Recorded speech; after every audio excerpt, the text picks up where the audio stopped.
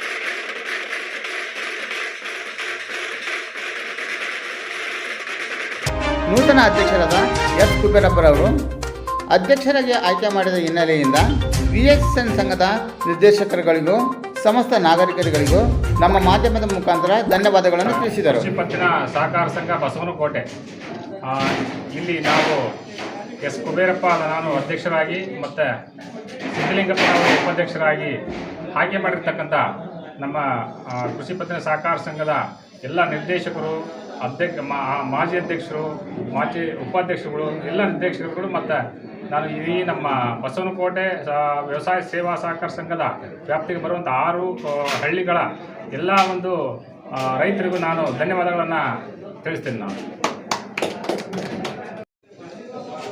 ಈ ವರ್ಷ ಕರ್ನಾಟಕ ನಮ್ಮ ರಾಜ್ಯದಲ್ಲಿ ಬರ ಬಂದಿರೋದ್ರಿಂದ ಮಳೆ ಕೊರತೆ ಆಗಿದೆ. ಹಾಗಾಗಿ ಸರ್ಕಾರದ ಒಂದು ಸಹಕಾರ ನಮ್ಮ ರೈತರಿಗೆ ಬೇಕಾಗಿದೆ. ಮಳೆ ಕೊರತೆಯನ್ನು ಅನುಭವಿಸುತ್ತಿದ್ದು ನಮ್ಮ ರಾಜ್ಯದಲ್ಲಿ ರೈತರು ಕೃಷಿ ಸಾಲ ಮನ್ನಾ ಮಾಡುವಂತಹ ಒಂದು ಯೋಜನೆಯನ್ನು ಸರ್ಕಾರ ಮಾಡಬೇಕಾಗಿದೆ. ಇದನ್ನು ಸರ್ಕಾರ ಗಮನಹರಿಸಬೇಕು. ಮತ್ತು ರೈತರಿಗೆ ಸಕಾಲಕ್ಕೆ ಬೀಜ ಮತ್ತು ಗೊಬ್ಬರ ಬರುವಂಥ ಫ್ರೀಯಾಗಿ ಬರುವಂಥ ಒಂದು ವ್ಯವಸ್ಥೆಯನ್ನು ಕೂಡ ಅನುಕೂಲ ಮಾಡಿಕೊಡ್ಬೇಕು.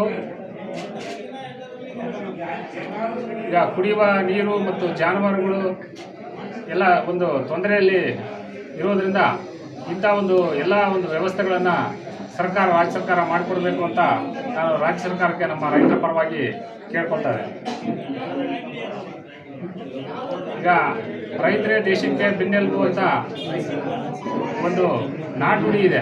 ಅದೇ ಥರ ರೈತರನ್ನು ಬೆನ್ನೆಲುಬಾಗಿ ಮಾಡಲಿಕ್ಕೆ ಸರ್ಕಾರ ಒಂದು ವ್ಯವಸ್ಥೆಯನ್ನು ಮಾಡಬೇಕಂತ ನಾನು ರಾಜ್ಯ ಸರ್ಕಾರದಲ್ಲಿ ಕೇಳ್ಕೊಳ್ತೇನೆ.